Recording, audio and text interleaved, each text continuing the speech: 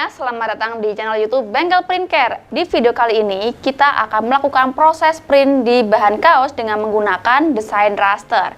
Nah, untuk desainnya sendiri, kalian bisa cek video sebelumnya karena ada tutorial desain raster di video tersebut.